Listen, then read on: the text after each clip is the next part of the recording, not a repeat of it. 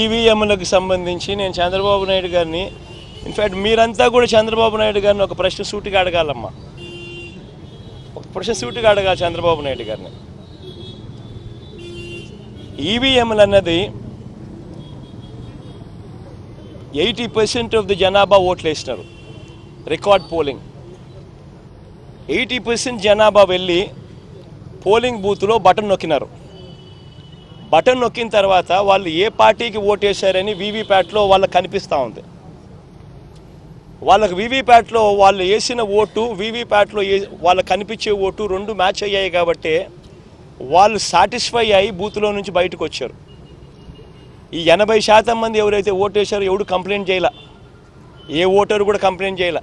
ఇప్పుడు నేనున్నాను, వెళ్ళి నేను ఫ్యాన్ గుర్తుకు నేను నొక్కిన తర్వాత వీవీప్యాట్లో నాకు సైకిల్ గుర్తు కనిపిస్తే నేను ఎందుకు గమ్మనుంటా? గమ్మనుంటాను కదా. బూత్లో అక్కడే నేను గొడవ చేసిండు, బూత్లోనే వెంటనే కంప్లైంట్ లాంచ్ చేసిండు, బూత్లోనే అన్నీ చేసిండు కదా. అట్లా ఏ పార్టీకి ఎవరన్నా కానీ ఇలా ఓటేసిన తర్వాత వీవీప్యాట్లో వేరే పార్టీకి ఓటేసినట్టుగా ఎవరికి కనిపించలేదు కాబట్టి 80% మంది జనాభా ఓట్లేసిన ప్రతి ఒక్కరూ సాటిస్ఫై అయ్యి ఎటువంటి బూత్లో కానీ, బూత్లో కంప్లైంట్ ఇవ్వడం కానీ, పోలింగ్ ఆఫీసర్ దగ్గర కంప్లైంట్ ఇవ్వడం కానీ ఎటువంటి ఎక్కడ జరగల. ఇవన్నీ చంద్రబాబు నాయుడు గారికి తెలిసి తాను ఎవరికి ఓటేసాడో తనకే తెలియదని చెప్పి సినిమాలో ఒక సినిమాలో విలన్ పాత్ర పోషిస్తూ డ్రామాలు చేయడము ఎంత మటుకు ధర్మం చంద్రబాబు నాయుడు గారిని అని అడుగుతా ఉన్నా.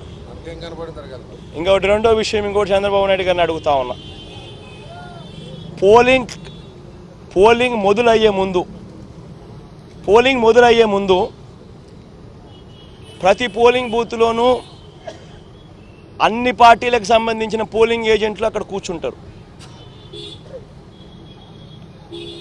వాళ్ళందరూ కూర్చున్న తర్వాత ఈవీఎంలు వీళ్ళందరూ చెక్ చేస్తారు, వీళ్ళందరూ టెస్ట్ చేస్తారు. 50 ఓట్లు మాక్ పోలింగ్ చేస్తారు. 50 ఓట్లు మాక్ పోలింగ్ చేస్తారు ఈ పోలింగ్ ఏజెంట్స్. వాళ్ళు నొక్కిన గుర్తు వీప్యాట్లో వాళ్ళకు స్లిప్ ఏదైతే బయటకు వస్తుందో ఆ గుర్తు రెండు మ్యాచ్ అయినాయా లేదో చూసుకుంటారు. చూసుకున్న తర్వాత వీళ్ళు సంతకాలు పెడతారు, పోలింగ్ ఏజెంట్ సంతకాలు పెడతారు. మేము వెరిఫై చేసినాము, 50 ఓట్లు ఒక్కొక్కరు 50 ఓట్లు వెరిఫై చేసినాము, ఈవీఎంలు బాగా పనిచేస్తూ ఉన్నాయి అని సంతకాలు పెడతారు.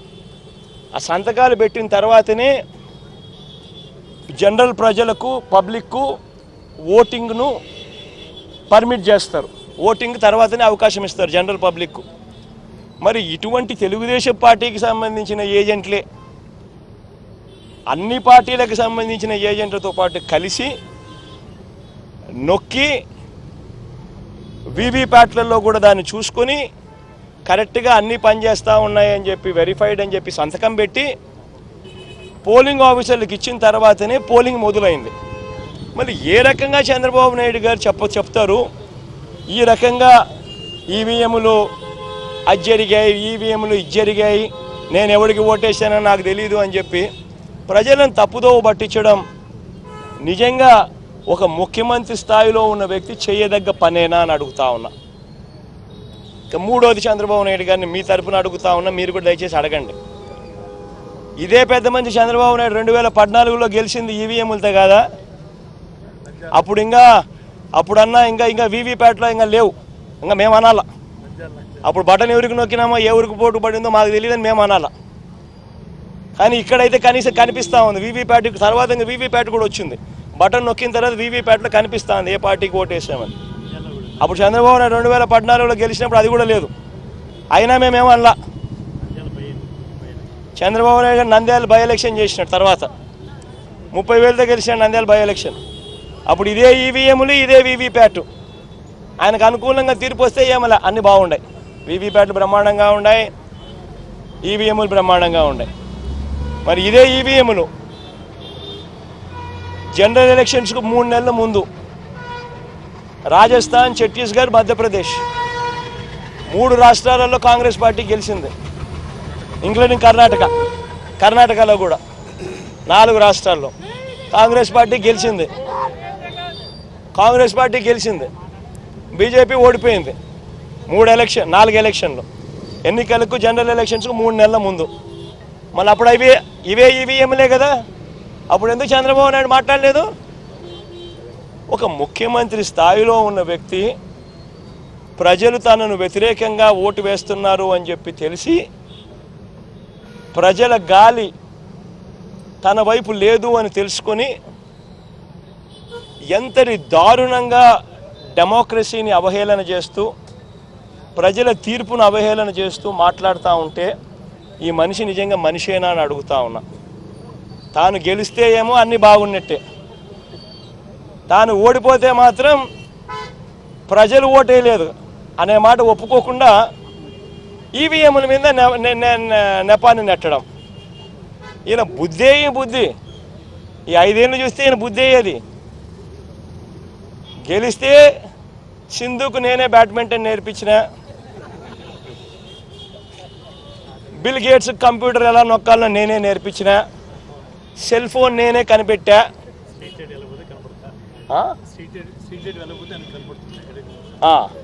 ఎక్కడన్నా కానీ స్ట్రీట్ లైట్ వెలగకపోతే నా కంప్యూటర్లో నాకు కనిపిస్తుంది. ఇవన్నీ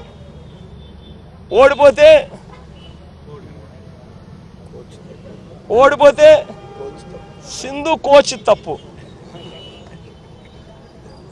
నా computer correct, bill gates button నొక్కడం కరెక్ట్గా నొక్కల. ఇవన్నీ మాట్లాడతాడు. ఇదే జరుగుతూ ఉంది. ఇటువంటి దుర్మార్గుడు, ఇటువంటి మోసగాడు, ఇటువంటి రాక్షసుడు, ఇటువంటి అన్యాయస్తుడు ఎంత త్వరగా పోతే ప్రజలకు అంత మంచి జరుగుతుంది. ఒక్కన్నే చేసి గుంపు గట్టొస్తుండ్రు తోడెల్ల మందలుగా, తొడగొట్టి సాగాలి రా తమ్ముడా, మన కోసమే బతికే జననేతకు మనము తప్ప ఎవరున్నారు రా, మనమే సైన్యమై కదలాలిరా, గెలవాలి సాగటి సమరం, పేదోళ్లపై పెద్దోళ్ల యుద్ధం, సిద్ధమై మన శబ్దమే వింట కొడుకులకు చెమటలే పట్టాలేరా, జగనన్న జెండనే ఎగరాలిరా.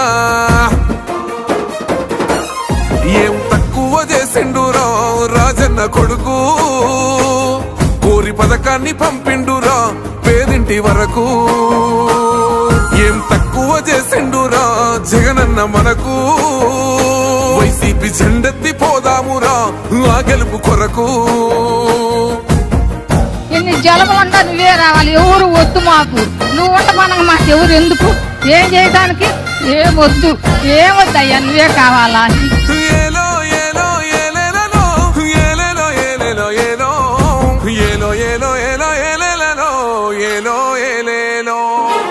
పేదింటితో పేగు బంధమే పెనవేసుకున్నాడు జగనన్నరా, మురిసిపోయేల రాజన్నరా, పేదొల్ల పెదవుల్లో నవ్వులే నింపిండు తుడిసిండు కన్నీళ్లురా, కష్టాల తోడై నిలిసిండురా, ఆనందాలతో అమ్మ ఒడి నింపి తుడిసిండురా కంట తాడి, అవ్వ తాతాలకే పెద్ద కొడుకై కంసోన మెతుకైనాడో, కంటి నిండా కొనుకైనాడో, ఏం తక్కువ చేసిండురా రాజన్న కొడుకు, కోరి పథకాన్ని పంపిండురా పేదింటి వరకు, ఏం తక్కువ చేసిండురా జగనన్న మనకు, వైసీపీ జెండెత్తి పోదామురా ఆ గెలుపు కొరకు. ఎన్ని ఇబ్బందులు వచ్చినా, ఎన్ని అడ్డంకులు వచ్చినా కూడా నేను మీ అందరికీ మాత్రం ఒక్క విషయం చెప్తాను. జగన్ మాత్రం అక్క చెల్లెమ్మలకు మంచి చేసే విషయంలో రాజీ పడడు అని మాత్రం ఖచ్చితంగా ఈ సందర్భంగా ప్రతి అక్కకు చెల్లెమ్మకు తెలియజేస్తా ఉన్నా. ఆత్మ గౌరవంగా పేద గుండె బతకాలని ఇల్లు గట్టించిండురా, సొంతింటి కలనేరవేర్చిండురా, ఆ కలనకుండా మన ఇంటికే మరి అన్ని పంపించిండురా, మన కడుపు నింపి తను మురిసిండురా, ఓ నివ్వను పేదోడి ప్రాణం ఎంత పెద్దగా వచ్చిన రోగం అని అడ్డుపడ్డాడు బతకాలి పేదోడు పెద్దోయ నా తీరుగా, ప్రేమ గల్ల మన జగనన్నరా, ఏం తక్కువ చేసిండురా రాజన్న కొడుకు, కోరి పథకాన్ని పంపిండురా పేదింటి వరకు, ఏం తక్కువ చేసిండురా జగనన్న మనకు. ఇప్పుడు ఆపరేషన్ లేకుండానే మోకాళ్లకు ప్లాస్మా ట్రీట్మెంట్, మీ ఆర్థోపెటిక్ సమస్యలన్నిటికీ రోబోటిక్ టెక్నాలజీ ద్వారా తక్కువ ఖర్చుతో శాశ్వత పరిష్కారం, ఫ్రీ కన్సల్టేషన్, ప్రతి ట్రీట్మెంట్ పై 20% డిస్కౌంట్. ఈ ఆఫర్ కొద్ది రోజులు మాత్రమే, త్వరపడండి. V9 hospitals 9281465842.